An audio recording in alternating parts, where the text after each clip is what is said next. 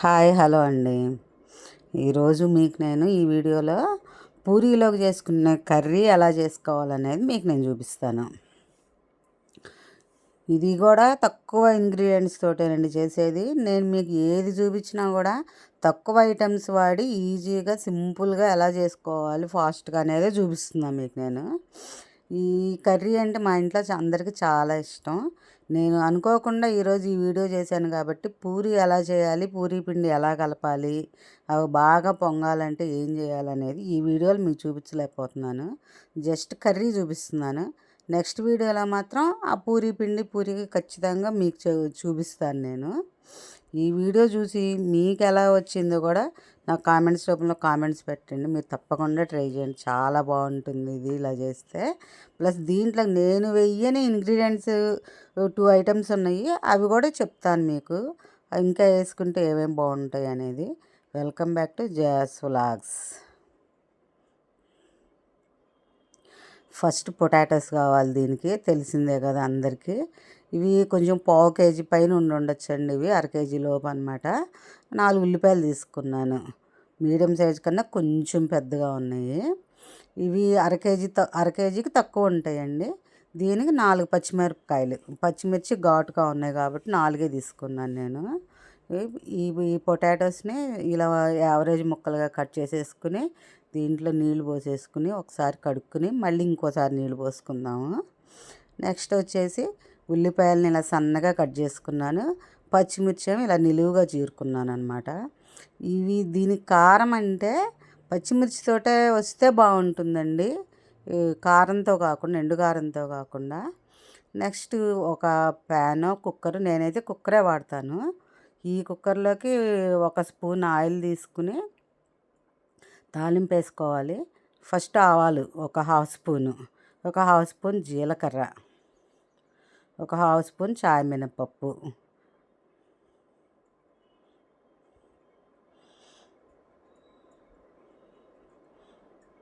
ఇవి కొంచెం వేగంగానే కొంచెం ఒక స్పూన్ అన్ని పచ్చిపప్పు తీసుకుంటే బాగుంటుందండి దీనికి. మరీ ఎక్కువ వేగకూడదు. ఒక్క మిరపకాయ కట్ చేసుకుని లాస్ట్లో వేసుకుంటే అవి నల్లగా మాడకుండా కొంచెం బాగుంటుంది కలర్ అనేది. ఇవి వేగంగానే, తాలింపు మొత్తం వేగంగానే మనం ఇప్పుడు బంగాళదుంప ముక్కలు కట్ చేసి పెట్టుకున్నాం కదా, అవన్నీ దీంట్లో తీసుకోవాలి. ఉల్లిపాయలు అవన్నీ. ఫస్ట్ పచ్చిమిర్చి వేస్తున్నాను. ఇది కొంచెం ఆయిల్లో లైట్గా మగ్గితే కారం బాగా వస్తుంది. ఇది పచ్చిమిర్చితో వచ్చే కారమే టేస్ట్గా ఉంటుందండి దీనికి. నెక్స్ట్ అవి కొంచెం లైట్గా వేగంగానే ఉల్లిపాయలు తీసేసుకున్నాను. కట్ చేసుకున్న ఉల్లిపాయలు మొత్తం దీంట్లో వేసేసుకుందాం. సన్నగా పొడవుగా కట్ చేసుకున్నాను కదా. తర్వాత బంగాళదుంప ముక్కలు వేసేసుకుందాము. ఇవి ఖచ్చితంగా 4కి 5కి వస్తాయండి ఈ కర్రీ, నేను చేసే కర్రీ. కావాలంటే కనుక చూసి మీరు దాన్ని బట్టి క్వాంటిటీ తగ్గించడమో పెంచడమో చూసుకుని చేసుకోవాలన్నమాట. ఈ పొటాటోస్ కూడా మొత్తం వేసేసుకుంటున్నాను. ఇంకా పెద్దగా కావాలనుకునే వాళ్ళు ఇంకా పెద్దగా కట్ చేసుకోవచ్చు. బట్ నాకు ఇవైతే కనుక తినేటప్పుడు కంఫర్టబుల్గా ఉంటాయని చెప్పి ఇలా ఈ సైజులో చేసుకుంటాను నేను. ఇవి మొత్తం తీసేసుకున్నాక కొంచెం సాల్ట్ వేసుకుందాము, దీనికి సరిపడా సాల్ట్.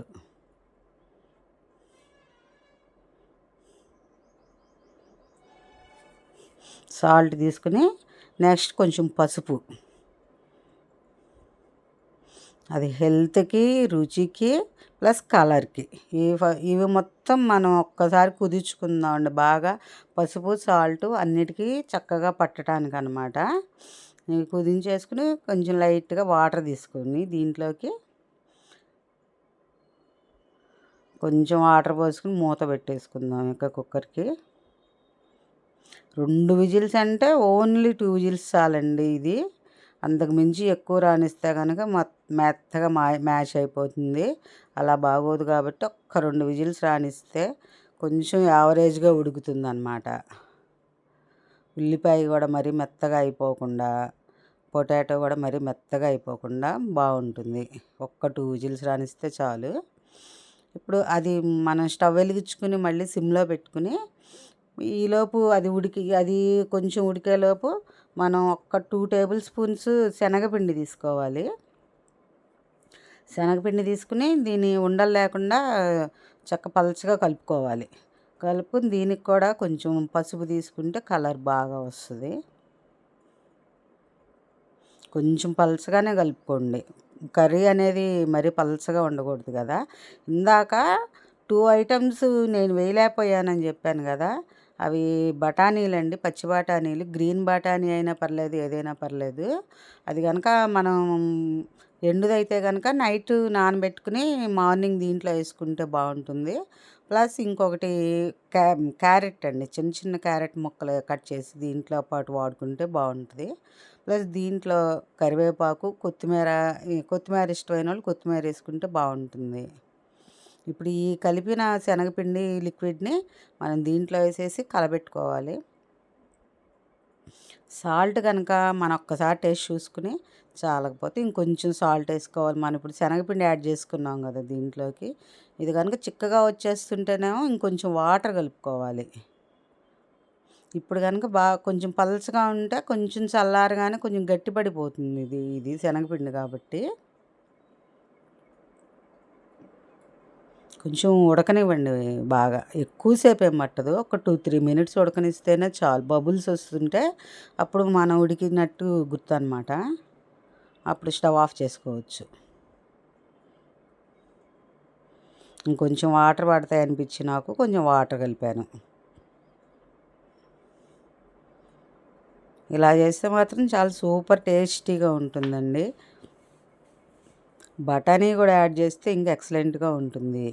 కానీ నేను అనుకోకుండా అప్పటికప్పుడు చేశాను కాబట్టి బఠానీ యాడ్ చేయలేకపోయాను నేను.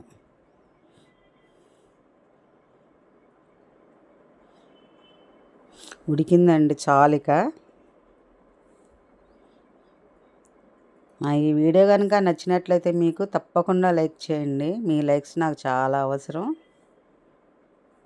షేర్ చేయండి. మీరు వండుకున్నాక మీకు గనక నచ్చినట్లయితే ఈ కర్రీ తప్పకుండా మీ ఫ్రెండ్స్కి, బంధువులకి షేర్ చేయండి. రెడీ అయిపోయిందండి కర్రీ. ఇంక దీన్ని మనం సర్వ్ చేసుకుంటామేను. పూరి వండానని చెప్పాను కదా ఈరోజు. ఇలా పొంగాలంటే ఏం చేయాలనేది మీకు నెక్స్ట్ వీడియోలో ఇంకో రోజు చెప్తానండి మీకు నేను. ఇది సూపర్ కాంబినేషన్. ఈ పూరికి ఈ కర్రీ చాలా బాగుంటుంది. మెత్తగా క్రిస్పీగా 2 రకాలుగానే ఉంటాయండి ఈ పూరీలు. దాంట్లోకి ఈ కూర చాలా సూపర్ టేస్టీగా ఉంటుంది. నా ఈ వీడియో మీకు నచ్చినట్లయితే లైక్ చేయండి, షేర్ చేయండి, కామెంట్ చేయండి.